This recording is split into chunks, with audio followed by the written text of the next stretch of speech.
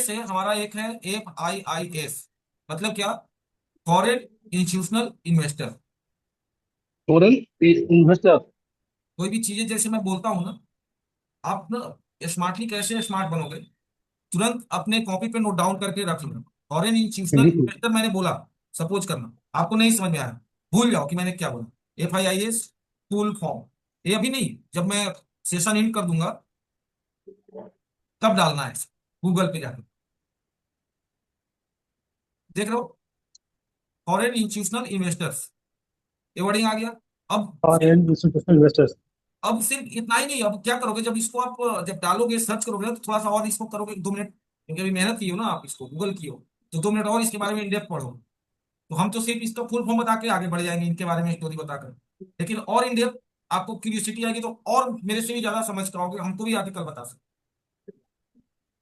तो थोड़ा सा एफर्ट डालिए और कोशिश करिए कि 1 घंटा अगर हम सेशन पे दे रहे हैं टाइम, सैटरडे और संडे जिस दिन हमारा जॉब नहीं है, जिस दिन हम घर में हैं, उस दिन पूरा हम रिवीजन करेंगे 1 वीक, और जो जो टॉपिक है, अगर मेरे को कंफ्यूजन आ रहा है उसको हम गूगल करके कंप्लीट करेंगे। एक दिन हफ्ते का हम अपने इस पे टाइम देंगे, 5 घंटे, ऐसा दिमाग में रखिए। और देखिए 3 मंथ, क्या मैं बोलता हूँ 6 मंथ के अंदर ही आप पोर्टफोलियो अपना 1/2 कर पाओगे।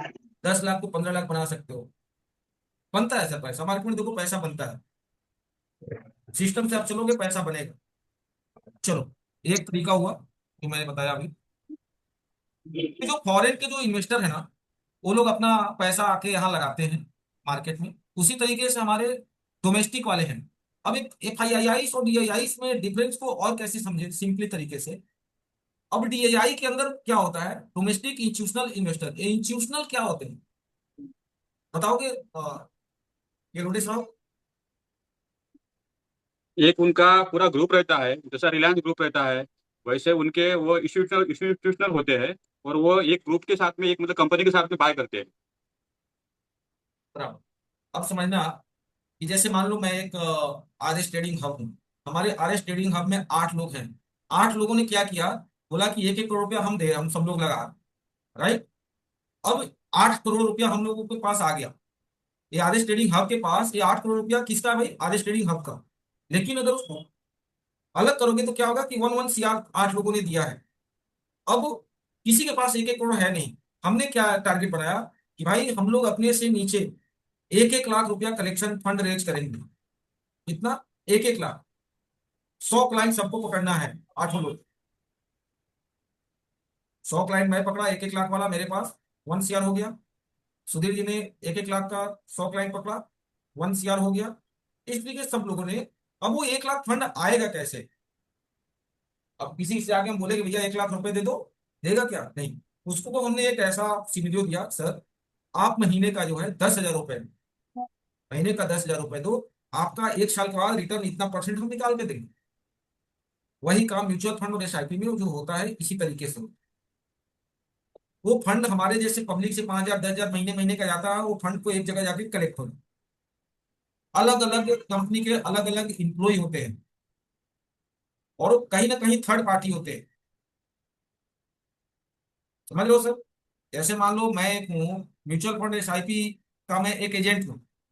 अब मैंने क्या किया कि अपने, जैसे अब हम लोग मुंबई में थे तो हम लोग ऐसे बेचते थे, जब हम लोग, मैं जॉब में था तब की बात बता रहा हूँ, कोविड के टाइम के पहले थी। अब मैं बनारस में जैसे अपने होम सिटी में हूँ, तो मैं यहाँ से क्या करूंगा, लोकल हमारे पास 100 लोग हैं, सबके पास गया कि 1,000 1,000 रुपए का अपना MM करा लो, SIP करा लो। इस तरीके से मैं फंड कलेक्ट कराया और ला के कहाँ दिया, एंजल 1। वो फंड कहाँ कलेक्ट हुआ, एंजल 1 के पास। उसी तरीके से DII है। जब आप इस DII पे देखोगे तो एक एजेंसी है LIC। LIC ने रिलायंस कंपनी में 6.74% अपना स्टेक लगा रखा है। देख रहे हैं सर, LIC जो है, इनका रिलायंस का 6.74% स्टेक खरीद के बैठा हुआ है। SBI म्यूचुअल फंड अपना पैसा SBI रिलायंस के अंदर 2.47% लगा रखा है। ICICI प्रूडेंशियल म्यूचुअल फंड, जो कि इंडिया का नंबर 1 म्यूचुअल फंड एजेंसी है, 1.44। मैंने अपने लिए अपने हिसाब से बोल रहा हूँ, ऐसा नहीं कि मैं अप्रूव कर रहा हूँ कि ICICI सबसे बेस्ट है। इनका कई जगह फंड डाइवर्सिफाइड रहता है। गवर्नमेंट का 0.17। पब्लिक में भी कोई HNI है क्या? कोई HNI क्लाइंट नहीं है। तो promoter, FII, DII, public, government, ये वर्डिंग से क्लियर हो गए सर? यहाँ में कोई क्वेश्चन है क्या ये शेयर होल्डिंग पैटर्न समझने में आप लोग को? सर मेरा क्वेश्चन है सर, हमने सर आगे सर वो एसआईपी के बारे में एक टॉपिक होगा। मतलब एसआईपी हम कैसे मतलब मेरा एसआईपी मेरा वो एक एजेंट है उसके थ्रू करता हूँ। उसने मुझे एचडीएफसी का और कुछ निप्पॉन इंडिया का ये सब बाइक है। तो हम इसको भी कुछ अपने हिसाब से भी बना सकते हैं ना। मतलब वो एजेंट के थ्रू भी हम बनाना पड़ेगा। हमको एसआईपी के बारे में कुछ आइडिया नहीं, वो एसआईपी कौन सी लगाना पड़ेगा वो कुछ नहीं। आपका जिधर डीमैट अकाउंट है आप वहां से भी ट्राई करो ना। मार्केट में कह रहे हो 3 साल से आप हो, जी। तो आप वहां से भी ट्राई कर सकते हो, चीजों को समझो।